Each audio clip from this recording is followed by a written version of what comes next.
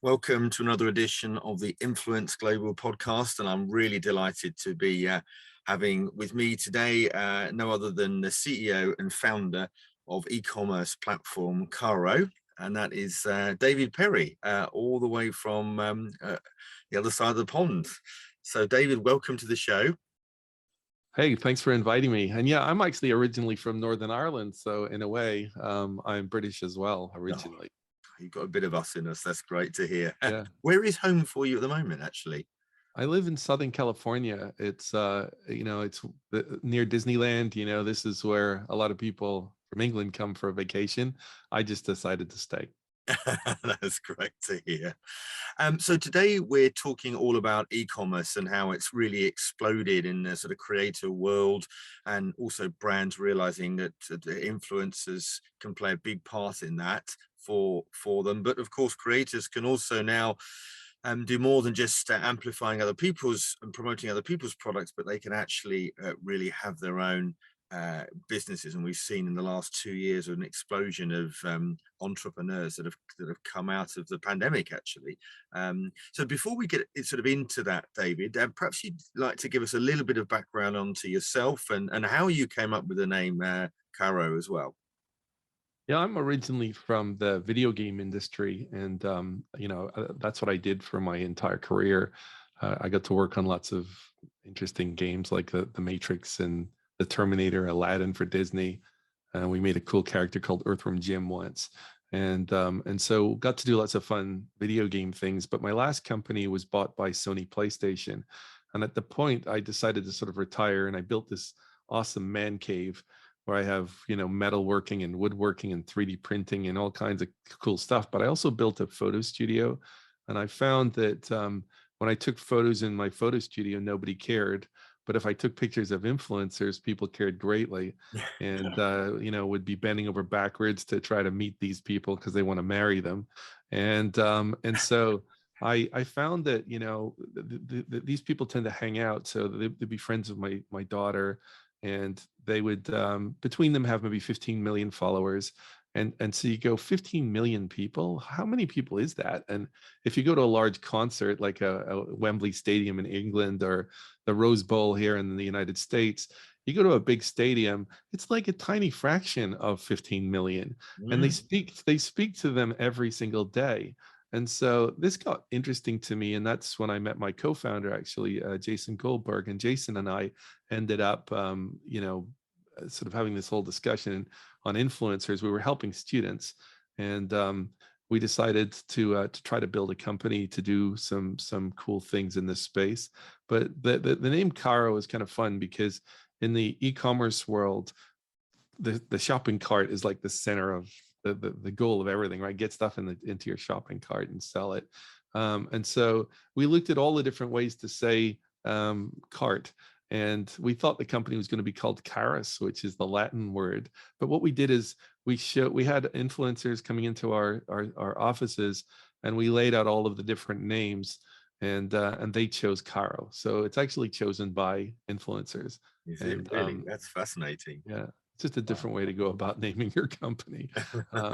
But it means cart. And ultimately this, this space, was just fascinating to me, because when you're building a studio, you're constantly getting influenced by people who are experts in every subject. And I found myself, some photographer would be, doing a YouTube video, this is the best light ever. And then I would buy it, and it's like, that's a really great light.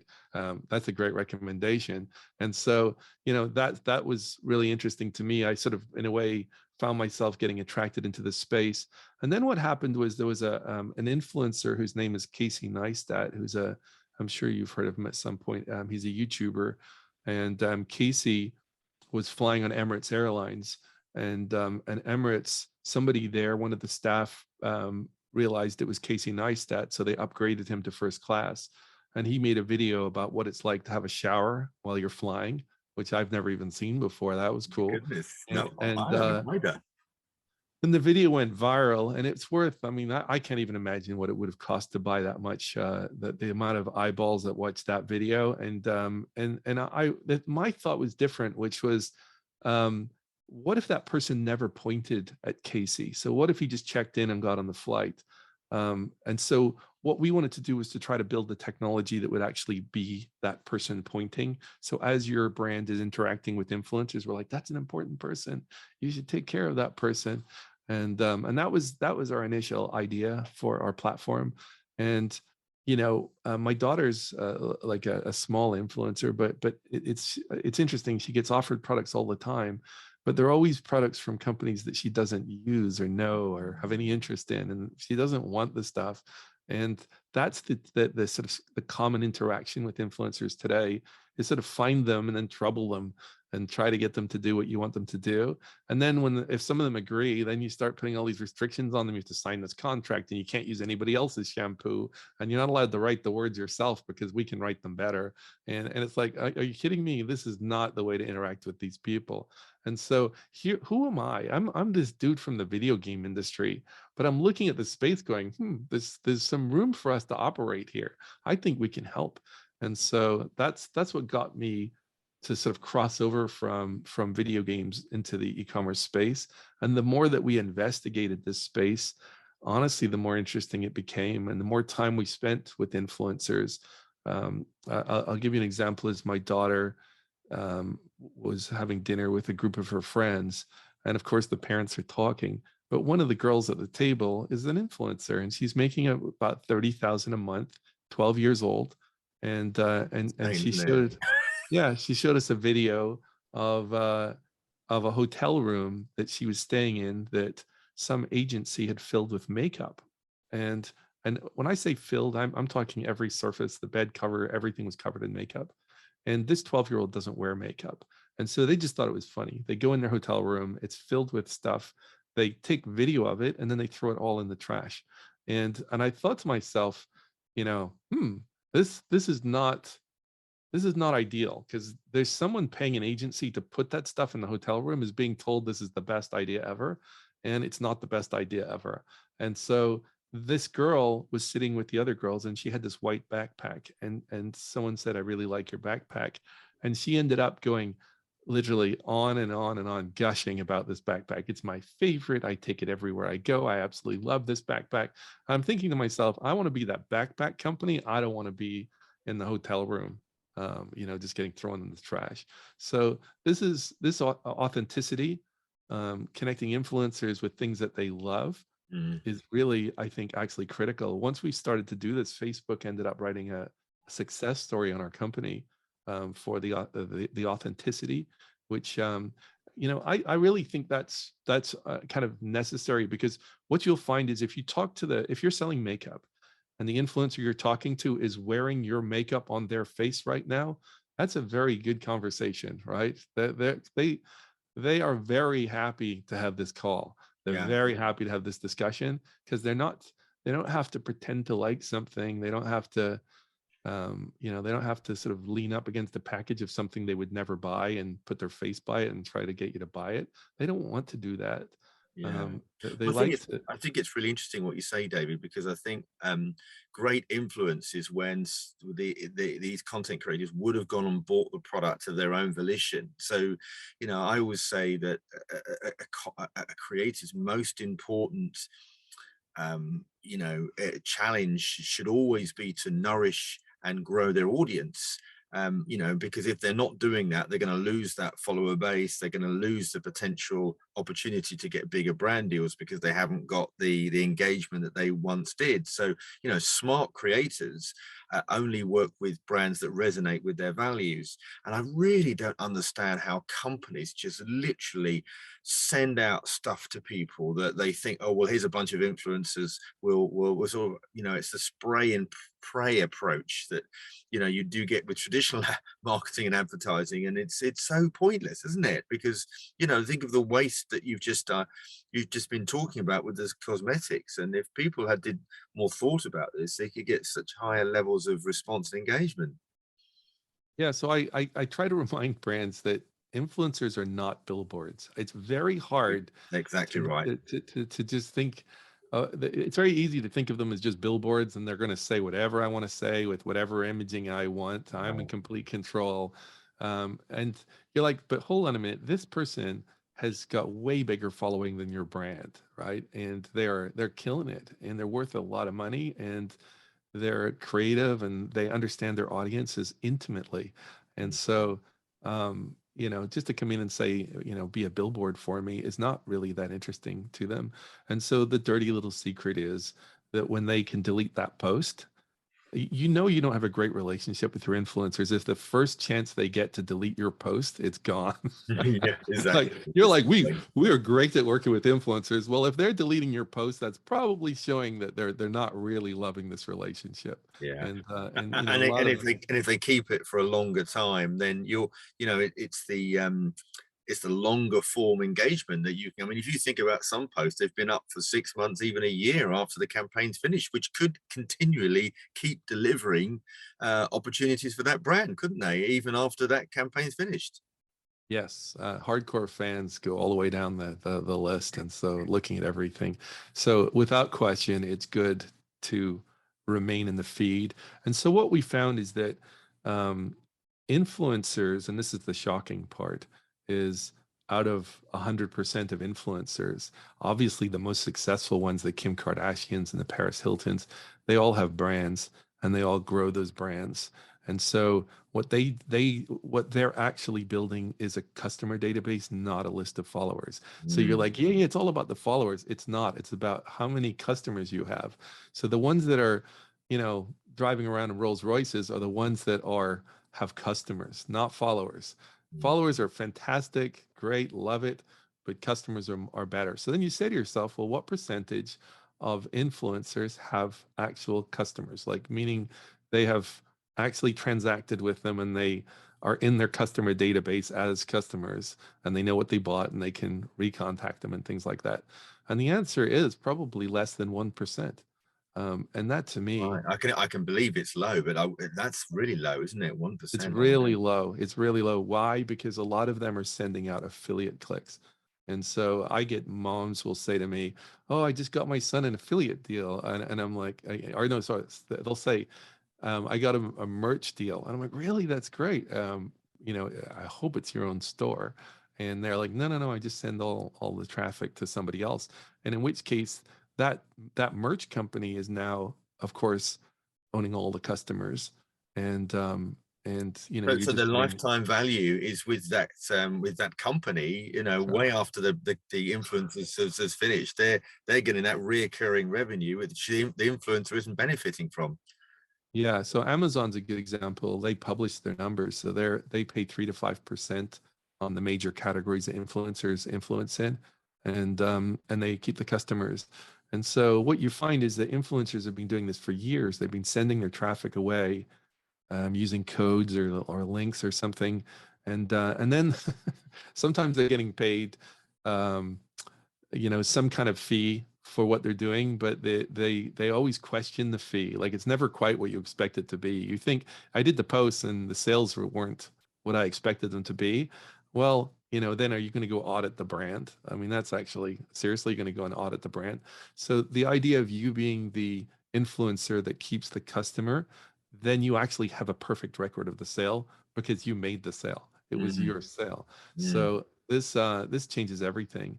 The other thing that's kind of interesting is there's a temporal piece that people never talk about with influencers, and what that means is there's time matters. So if an influencer posts a video to YouTube and they say, this is, the equipment I use is the GoPro 4, then that video, they never go back and fix that, right? So they never ever go back to that YouTube video and fix it. We're now at the GoPro 10. So, if you buy a GoPro 4, sorry, right? And people will. I actually had a photographer friend did that. He put all of his equipment on a list, and he ended up, people would be buying this old equipment, and he's like, I haven't updated that in ages. And so in reality, they're buying old equipment. And so this is not good.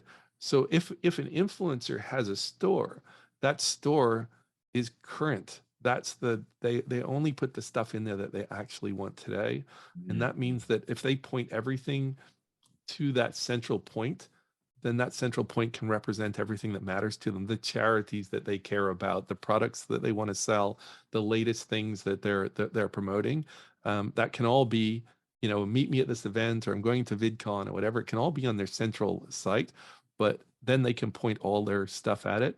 When you actually take apart an influencer, when you look at their world, you'll find that they've done all these different deals over time. They did a book deal, they did a product deal, they did a merch deal. Nothing's connected. It's all over the place. The bio for a moment was pointing over here, and now it's pointing over there, and now it's pointing over here. And they're not like, I didn't know you had a book, right? Well, Mm. that's because there's only, they're just not, they haven't sort of pulled all this together. So that's why owning stores for influencers, I think, is going to be critical going forward. And I think it's a huge opportunity for brands, I, because by I, I do partnering, too. I do too. Yeah, yeah. No, and it's really interesting to see. I mean, have you got some great case studies or some examples of ones that have really, really taken off? I'd love to hear one or two. yeah. So we're finding in the influencer space, the ones that we demonstrate are ones that I think are actually kind of fun to see influencers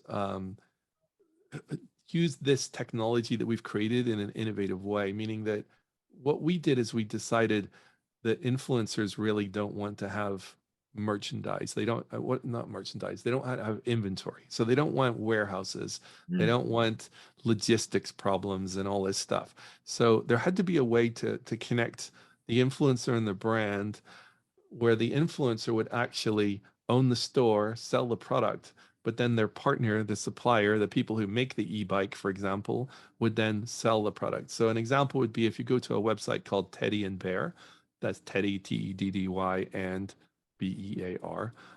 You'll see this is an Olympic gold medalist and an NFL player decided to build their, they have kids, so they decided to build a brand selling kids items.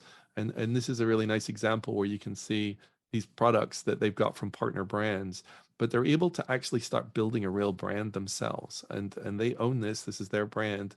And so it's really fun to see that. There's another one that we like is Olive Lane. It's olive-lane.com. This is a momfluencer, so it's sort of kitchen and kids, but she's done such a gorgeous job of building a collection of items that she really likes. And so there's a curation aspect to this too. And I think that's something that influencers forget, is that they're tastemakers. And so, that you might want to be selling someone some sunglasses. That's what you're being told to sell, but no matter what, they're looking at the other parts of the picture too. I just saw my daughter posted a picture of her with a giraffe, and it's all about the giraffe. Like, here's a picture of a head of a giraffe, and she's touching it. And then I look in the comments, and someone goes, "I love the pants that you're wearing." And it's like, that's what is happening to influencers constantly, is people are looking at the rest of the picture, and you're trying to sell the sunglasses, but they want the handbag. And that's, they are tastemakers. Mm. And so that curation is actually very important, because we have really cool brands on our platform like Super 73, which do electric bikes. They're unbelievable electric bikes. And so if you're an influencer, it's your job to work out in the world of electric bikes, if you're going to sell them, which ones are the coolest, right? Mm. Which ones are really cool. And if you do that, your followers are gonna love what you're doing. I think there's a big mistake that people think that merch today is all done. It always has to have your logo on it. So like, everything has to have your name. Like, if you sell sunglasses, it has to have your name printed on the sunglasses somewhere. That's actually not the case. Your tastemakers, every single thing you wear, as you're walking away, people are looking at your shorts going, "I love those shorts," right? And then they don't care what the brand is. They just think they're cool, and you obviously like them because you wear them, and they'll find out the brand later. Like, they'll literally start searching and trying to find that out. So that's why I think it's so important that the influencers think this way. So what we've effectively done is we've built Carro as a technology that allows the influencers and the brands to partner, so the influencers can sell their products in the influencer store. And And does it with cost them? Does it cost them much to set up? What's so from an influencer's point of view?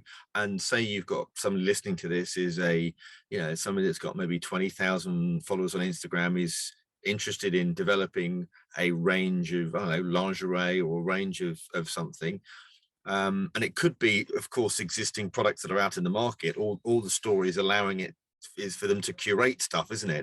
They don't have to design their own range. It's just bringing them together, isn't it, from various sources. Yeah. And then, so what happens next? Talk to me through the process. Well, if you have a store already, there's an influencer, Summer Rae. Summer Rae just added a watch to her store through Carro. So if you have a store, it's easy. You just partner with any brand that's on Shopify. So we're on the Shopify platform. I should be clear on that. So there's about 2 million brands on Shopify. Anyone can partner with anyone, as long as both sides have Carro. Carro is like a bridge that connects the two together, and then they can do business. So, if anyone knows anyone else on Shopify that they like, then we're good to go. And there's lots and lots of great brands on Shopify. Even people like Netflix have Shopify stores these days. So the platform, the Shopify platform is great. Now, if you don't have a store, then you have two choices. One is to build it yourself, which honestly is actually quite easy. But some people will be like, I just can't, like the momagers might be like, I just don't know how to build a store.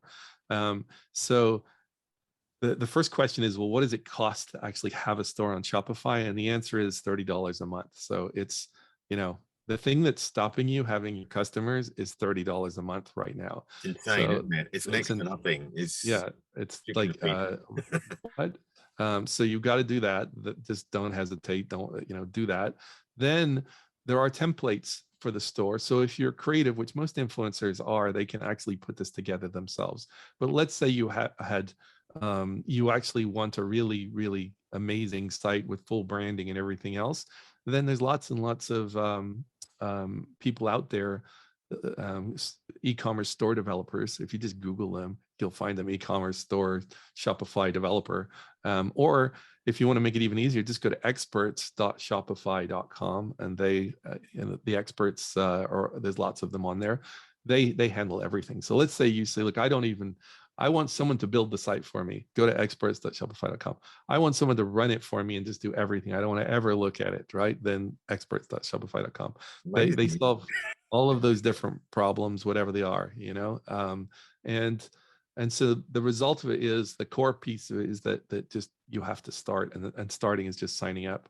I think there might even be a free trial for a certain period of time, but it's $30 a month. I think most influencers can afford it. And then it's all about getting the right partnerships. And so our team is available to help discuss and make recommendations or introductions. But ultimately, the bigger the influencer, the more, like Summer Rae, she has 26 million followers. Every brand is going to want to work with her, right? So that's, she doesn't need any help. So what with these guys and girls that are really making it on the shops, what sort of money are they making a month? Well, it depends on how many products they add, but they can make hundreds of thousands a month by doing this if they're selling stuff that is of some value. So it's not like coffee or something smaller, but if it's something where they're actually selling real products that have value, then they're going to make quite a lot of money from it. It's not that coffee can't sell. I just had a call with a coffee company, actually. So coffee companies, when you put multiple products together, with the coffee makers and the filters and the oat milk, we have Oatly on our platform. When you put all of this together, then actually you can create bundles. So that's something else we offer, is bundles. Why does that matter? Because influencers like to make outfits, and so why not sell the whole outfit? That's actually quite common, by the way, is influencers don't realize that I don't know, they just don't sometimes understand how valuable their ability to put things together is. I know. It's insane. I hear you exactly. And when you think about some of the skilled people in retailing and some of that, what they do, and they would die for the audiences that some of these influencers have. So you've got skilled retailers that haven't got necessarily the audiences, with influencers that don't know the value of what they've already got. It's quite electric, isn't it, to see how this is going to grow and grow and grow. That and as it starts with the big ones really making this sort sort of revenue per month, I think that's going to cascade down, and more people. I mean, we've already seen the success of live stream selling in Asia. It's exploded, isn't it, into, you know, millions of dollars that are being made, and I think that's coming, you know, into Europe now. Alibaba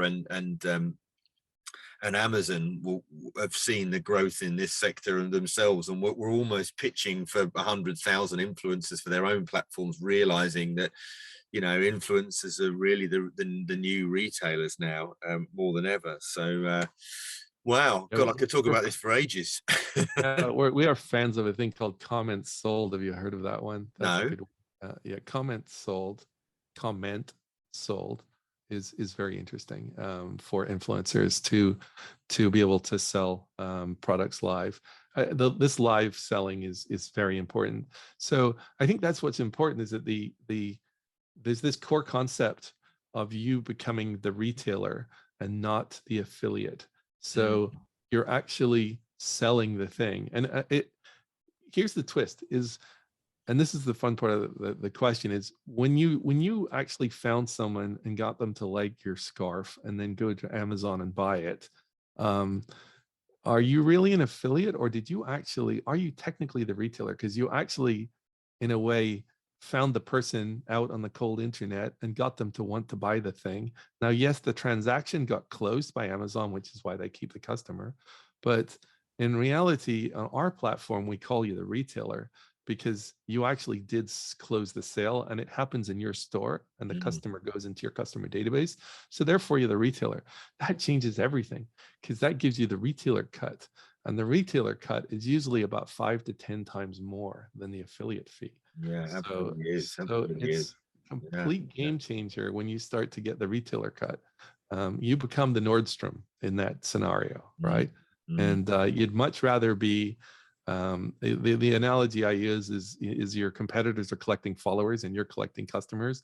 Those customers, trust me, if you want to be a real retailer, then Nordstrom's actually a pretty good example, where they're curating and choosing things and growing partnerships with different brands. Why can't you do that too? And just use technology to do it? Wow, I could talk about this for ages, and it's really a fascinating subject. But I'm very keen to let people know how that they can get hold of you, David. So give us some of your links and connections. Yeah, best way to get hold of us is to go to getcarro, GetCarro.com. So getcarro.com. And if you email hello@getcarro.com and you mention this podcast, we will give you VIP support. They'll roll out the red carpet for you. So just make sure to mention this podcast. Oh, wonderful. Thank you so much. It's been an absolute pleasure talking to you. Really fascinating insight. And speak again soon, eh? Yeah, thanks so much. This was fun.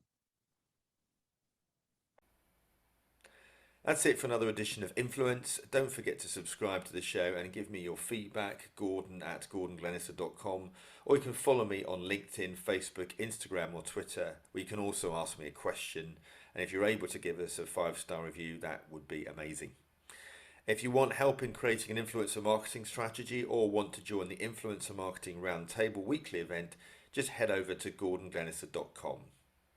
And if you want to find out more about the shows that we're on, head over to marketingpodcastnetwork.net.